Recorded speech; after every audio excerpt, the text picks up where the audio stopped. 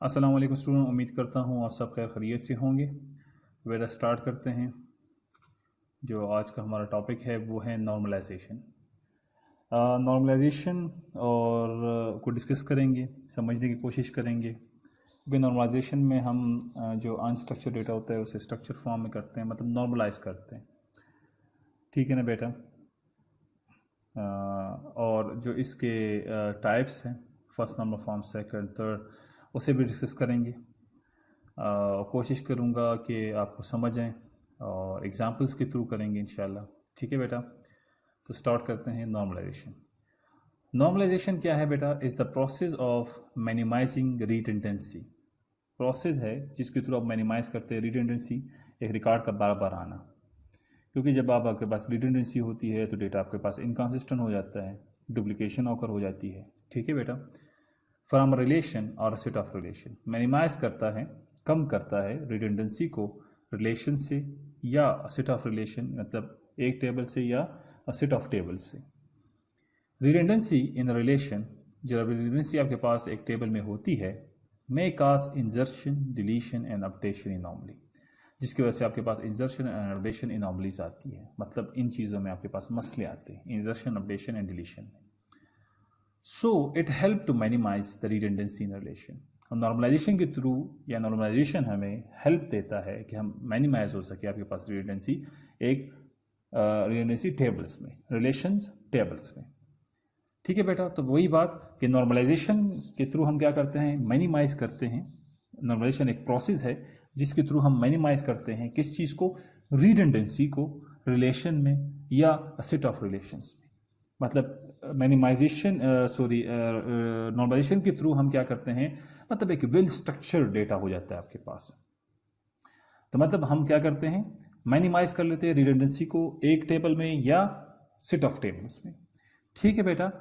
और जो redundancy relation में होती है उसके इसकी वजह से क्या मसला आता है, इंजर्शन, एडिशन, डिलीशन इनॉमलीज आती है। So it help to minimize the redundancy in relation, और ये हमें मदद देता है कि मिनिमाइज करें हम क्या, रिडंडेंसी को रिलेशन में। Normal form are used to eliminate, जो नॉर्मल फॉर्म्स है जो आगे हम पढ़ेंगे वो इस्तेमाल होते हैं कि आप एलिमिनेट करें, ख़त्म करें और रिड्यूस करें रिडंडेंसी को डेटाबेस के टेबल में। यानी नॉर्मल फॉर्म्स के ही थ्रू हम क्या करते हैं, एलिमिनेट करते हैं या रिड्यूस करते हैं रिडंडेंसी को डेटाबेस के टेबल्स में। बात समझ रहे हैं बेटा। Database normalisation is organize non structured data into structured data. Organize करता है नॉन स्ट्रक्चर डेटा को स्ट्रक्चर डेटा में। अब नॉन स्ट्रक्चर डेटा कौन सा है तो वो आपको एग्जांपल में आगे समझ आ जाएगा। को किस में, स्ट्रक्चर डेटा में। बेसिकली नॉर्मलाइजेशन की जो हमारे पास ये फॉर्म्स है इसमें हम अमूमन वर्टिकल फ्रेगमेंटेशन करते हैं। ठीक है ना, एक टेबल की फ्रेगमेंट्स बना लेते हैं और उससे हम स्ट्रक्चर डेटा, इसलिए उसे कहते हैं वो स्ट्रक्चर डेटा में होता है, इजीली अंडरस्टैंडेबल भी होता है और उसमें फिर ये मसले भी नहीं होते रिडंडेंसी के। तो नॉर्मलाइजेशन के थ्रू हम क्या करते हैं, ऑर्गेनाइजिंग करते हैं नॉन स्ट्रक्चर डेटा को स्ट्रक्चर डेटा में। फिर क्या है जी, database normalisation is nothing but organising the table. कुछ खास चीज नहीं मगर क्या है, ऑर्गेनाइज करते टेबल को and column of the table in such a way, इस तरह का, that it should reduce the data redundancy, कि रिड्यूस हो सके क्या जी, data redundancy and complexity of data and improve the integrity of data. मतलब डेटा रिडंडेंसी कम हो गई तो कंप्लेक्सिटी ऑफ डेटा भी कम हो गया और इंटीग्रिटी भी आपके पास इंप्रूव हो गई। इंटीग्रिटी का बताया था ना, एक्यूरेटनेस, कंप्लीटनेस, कंसिस्टेंसी। ठीक है ना। अगर रिडंडेंसी है पे तो डेटा कंसिस्टेंट हो ही नहीं सकता, डेटा तो एक्यूरेट हो ही नहीं सकता। तो नॉर्मलाइजेशन के थ्रू हम क्या करेंगे, डेटा में रिडंडेंसी को मिनिमाइज करेंगे, रिड्यूस करेंगे। ठीक है ना बेटा। तो यहां से आपको क्या बात समझ आई, यहां पे हमने ये बात कह दी कि भाई नॉर्मलाइजेशन क्या है, वो एक प्रोसेस है जिसके थ्रू आप मिनिमाइज करते हैं रिडंडेंसी को टेबल में या सेट ऑफ टेबल्स में। ठीक है ना बेटा। जिसके थ्रू आप अनस्ट्रक्चर्ड डेटा को मतलब ऑर्गेनाइज करते हैं अनस्ट्रक्चर्ड डेटा को स्ट्रक्चर्ड डेटा में। ठीक है ना बेटा। और अगर आपके पास रिडंडेंसी कम हो जाएगी तो डेफिनेटली आपके पास कंप्लेक्सिटी ऑफ डेटा भी कम हो सकता है और आपके पास इंटीग्रिटी भी क्या हो जाएगी, इंप्रूव हो जाएगी।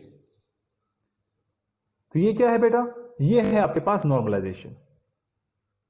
बात समझ आई बेटा। नॉर्मलाइजेशन में हम क्या करेंगे, मिनिमाइज करेंगे रिडंडेंसी को। ठीक है जी। फंक्शनल डिपेंडेंसी, अब फंक्शनल डिपेंडेंसी क्या है इसे पढ़ते हैं। Functional dependency is a relationship between attribute. Relationship किसके दरमियान, एट्रीब्यूट्स के दरमियान, नॉट अ टेबल। रिलेशन की बात नहीं हो रही, ठीक है बेटा, रिलेशन टेबल्स की बात नहीं हो रही। फंक्शनल डिपेंडेंसी क्या है, रिलेशनशिप है बिटवीन एट्रीब्यूट्स, एट्रीब्यूट्स के दरमियान। अब एम्प्लॉय नंबर एक एट्रीब्यूट है, एम्प्लॉय नेम एक एट्रीब्यूट है, सैलरी एक एट्रीब्यूट है, सिटी एक एट्रीब्यूट है। It mean that if the value of one attribute is now, इसका मतलब ये कि अगर आपके पास एक एट्रीब्यूट की वैल्यू का पता है आपको, it is possibly to obtain the value of another attribute. और ये पॉसिबल है कि आप ऑब्टेन करें दूसरे एट्रीब्यूट की वैल्यू। अगर एक एट्रीब्यूट की वैल्यू का आपको पता है तो आप उसके थ्रू दूसरे एट्रीब्यूट की वैल्यू भी ऑब्टेन कर सकते हैं। ठीक है बेटा। Suppose there is a relation employee with following fields. Employee table है, उसमें फील्ड्स अगर आप देखें, एम्प्लॉय नंबर है, एम्प्लॉय नेम है, सैलरी है और सिटी है। और इसने फंक्शन डिपेंडेंसी में क्या बात की कि अगर आपको एक एट्रीब्यूट का पता है उसके वैल्यू का, तो आप दूसरे एट्रीब्यूट का भी वैल्यू ऑब्टेन कर सकते हैं, पता लगा सकते हैं। यानी अगर आपको एम्प्लॉय नंबर का पता है तो उसके थ्रू आप एम्प्लॉय नेम, सैलरी और सिटी का भी निकलवा सकते हैं। ठीक है ना। अगर आपको एम्प्लॉय नेम का पता है तो उसके ऊपर आप सैलरी और सिटी को भी, उसका डेटा भी ऑब्टेन कर सकते हैं। ठीक है। तो फिर क्या है, इन दिस एग्जाम्पल, जो एग्जाम्पल मैंने आपको अभी बताई टेबल की, if you know the value of employee number, अगर आपको पता है एम्प्लॉय नंबर की value, we can obtain employee name, city, salary. हम ऑब्टेन कर सकते हैं employee name, city and salary. जिस तरह हम करते हैं ना, select employee name, city, salary from employee table where ID equal to 1, where ID equal to 2, where ID equal to 3, या where employee number 1, where employee number 2, where employee number 3, and we can say that the city, employee name and salary are functionally depend upon the employee number. This is called functional dependency. कि functionally depend कर रहे हैं किसके ऊपर बेटा, employ number के ऊपर depend कर रहे हैं, क्योंकि इनका रिकॉर्ड आप एम्प्लॉय नंबर ही के थ्रू ऑब्टेन कर रहे हैं। तो इस कॉल्ड फंक्शनल डिपेंडेंसी। बात समझिए बेटा। तो वही बात कि फंक्शनल डिपेंडेंसी रिलेशनशिप होता है किसके दरमियान, बिटवीन एट्रीब्यूट्स। फिर बताता जाऊं, फंक्शनल डिपेंडेंसी क्या है बेटा, रिलेशनशिप है बिटवीन एट्रीब्यूट्स। जिस तरह मैंने एम्प्लॉय नंबर के थ्रू एम्प्लॉय नेम, सैलरी और सिटी का डेटा ऑब्टेन किया, ठीक है, निकलवा लिया। तो इसी तरह ये क्या है, रिलेशनशिप है between attribute. It's mean that if the value of one attribute is known, अगर आपके पास वैल्यू ऑफ वन एट्रीब्यूट का पता है, it is possible to obtain the value of another attribute. और ये पॉसिबल है कि ऑब्टेन करें the value of another attribute किसके थ्रू, वो एट्रीब्यूट के थ्रू जिसको वैल्यू आपको पता है। ठीक है बेटा। तो इसलिए ये एट्रीब्यूट जो एम्प्लॉय नेम है, सैलरी और सिटी है, ये फंक्शनली डिपेंड कर रहे हैं किसके ऊपर, एम्प्लॉय नंबर के ऊपर, क्योंकि एम्प्लॉय नंबर ही के थ्रू हम इनके वैल्यूज को गेट कर रहे हैं। ठीक है बेटा। इसका functional dependency first normal form, क्योंकि ये इसमें यूज होती है। ठीक है। If a relation contain composite or multi value attribute, एक रिलेशन में कंपोजिट या मल्टी वैल्यू एट्रीब्यूट हो, मतलब एक ही फील्ड में मल्टी वैल्यू है, उसके एक एट्रीब्यूट के मल्टीपल वैल्यूज है आपके पास, it violate first normal form, ये वायलेट करता है फर्स्ट नॉर्मल फॉर्म को। Or relation in is in first normal form if does not contain any composite or multi value attribute.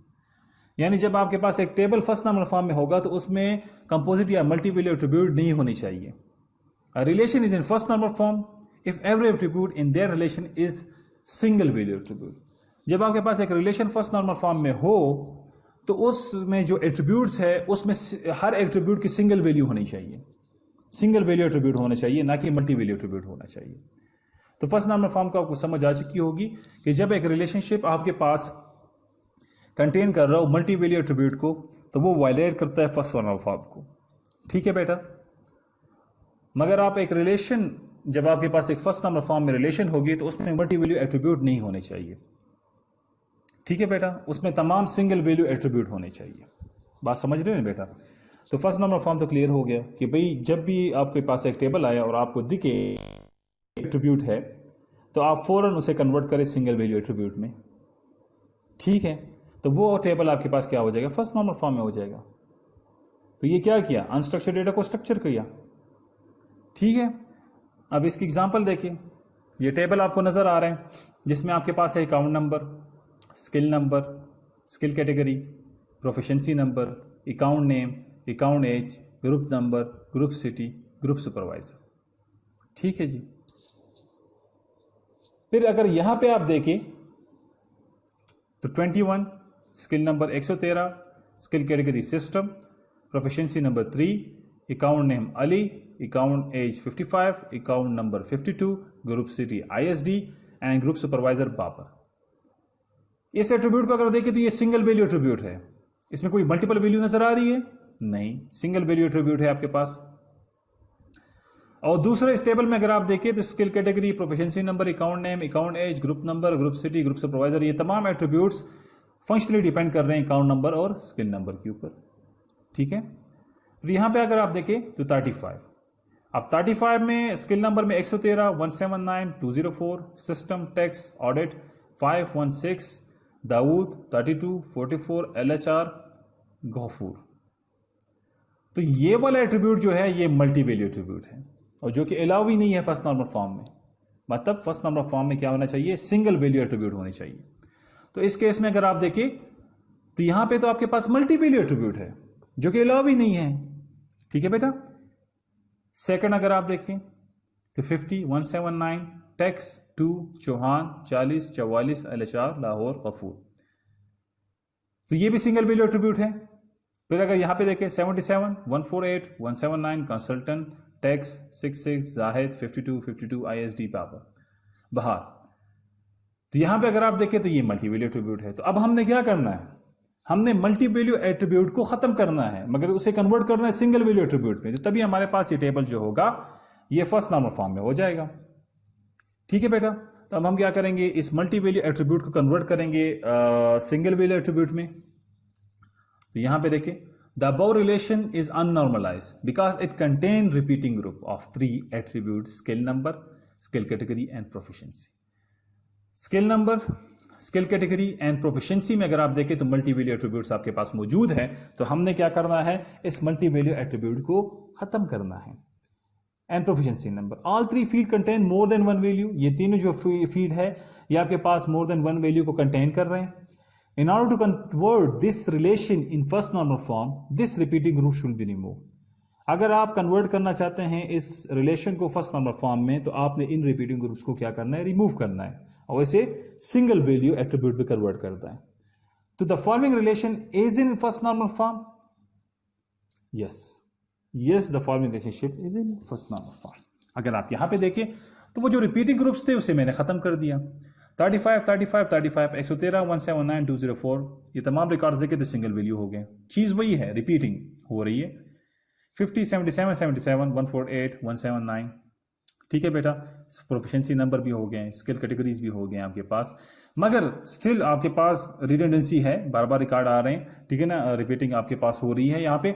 और दूसरा हमने क्या किया, अकाउंट नंबर और स्किल नंबर को प्राइमरी की बना रहे, क्योंकि हमारे पास ये जो एट्रीब्यूट्स थे ये फंक्शनली डिपेंड कर रहे हैं किसके ऊपर, अकाउंट नंबर और स्किल नंबर के ऊपर, इसलिए हमने इन दोनों को प्राइमरी की बना दिया। ठीक है, क्योंकि फंक्शन डिपेंडेंसी हमने पढ़ा हुआ है। तो बात समझ आई बेटा। इस टेबल से हमने कोई चेंज नहीं किया, बस सिर्फ इसे अलग अलग कर दिया, सिंगल वैल्यू कर दिया। अगर आप देखें ना तो 113 सिस्टम, 179 टैक्स, 204 ऑडिट, 16 दाऊद बार बार आ रहा है। ठीक है बेटा। तो हमने क्या किया, पहला काम कर दिया भाई कि हमने वो जो मल्टी वैल्यू एट्रीब्यूट्स थे उसे खत्म करके सिंगल वैल्यू एट्रीब्यूट के ऊपर आ गए, मतलब रिपीटिंग ग्रुप्स हमने खत्म कर दिया। ठीक है जी। तो मतलब मल्टी वैल्यू एट्रीब्यूट हमने यहां पे खत्म कर दिया और हम किसके ऊपर आ गए, सिंगल वैल्यू के ऊपर आ गए। तो ये हो गया हमारे पास फर्स्ट नॉर्मल फॉर्म। इससे आगे भी हम इसे नॉर्मलाइज करेंगे, ये तो पहला स्टेप था। ठीक है। अब इसके कुछ ड्रॉबैक्स पढ़ लेते हैं, क्योंकि यहां पे आप देखें ना बेटा, दाऊद बार बार आ रहा है, जाहिद बार बार आ रहा है, आपके पास नंबर जो है बार बार रिपीट हो रहे हैं यहाँ पे, तो इसके कुछ ड्रॉबैक्स भी होंगे, प्रॉब्लम जो होंगे।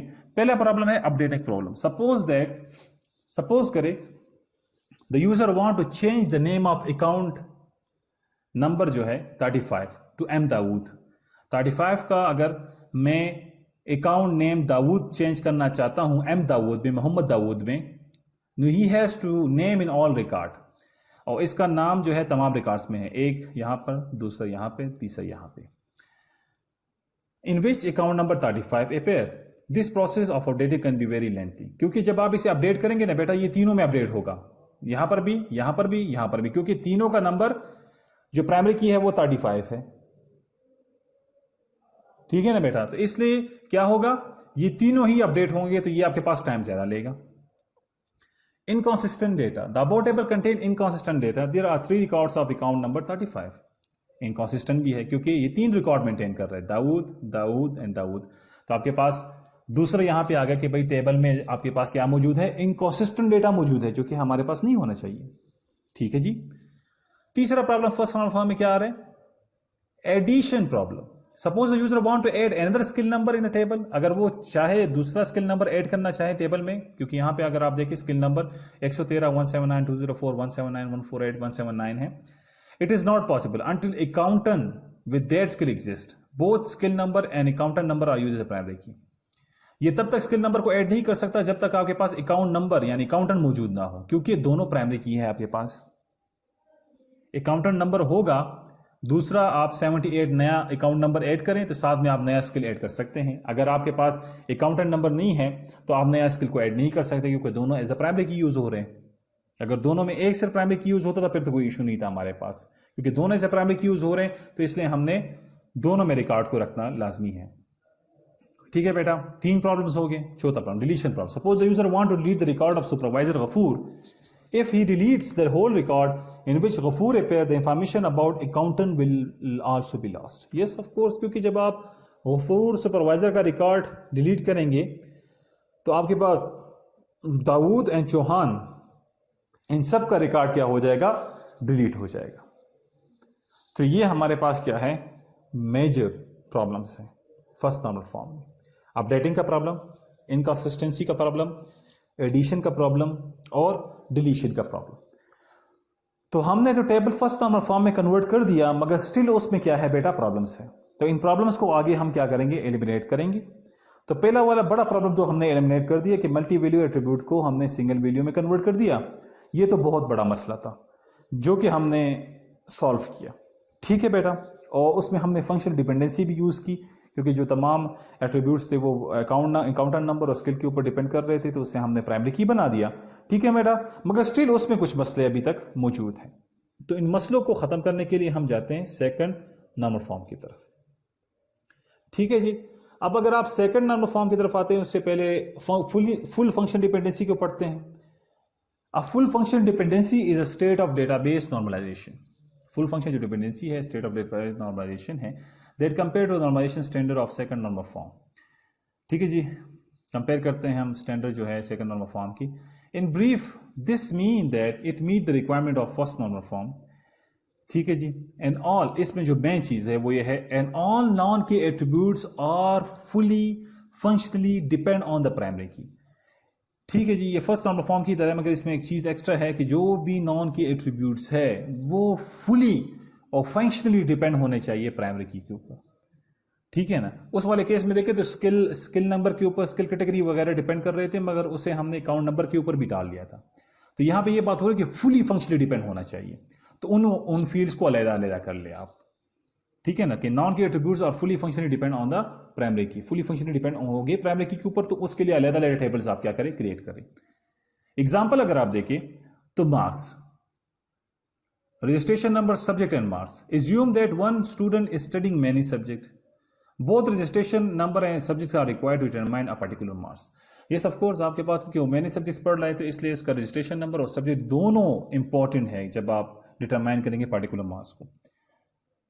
It can written as follow, registration number and subject और फिर मार्क्स। मतलब रजिस्ट्रेशन नंबर और सब्जेक्ट के ऊपर मार्क्स जो है वो फुली फंक्शनली डिपेंड कर रहा है कि रजिस्ट्रेशन नंबर के साथ उसका सब्जेक्ट और फिर उसके नंबर शो होने चाहिए, क्योंकि वो मैनी सब्जेक्ट्स पढ़ रहा है ना, एक सब्जेक्ट तो नहीं पढ़ रहा, मैनी सब्जेक्ट्स पढ़ रहा है, तो उसमें दोनों, क्योंकि मार्क्स फिर दोनों के ऊपर फुली फंक्शनली डिपेंड होगा।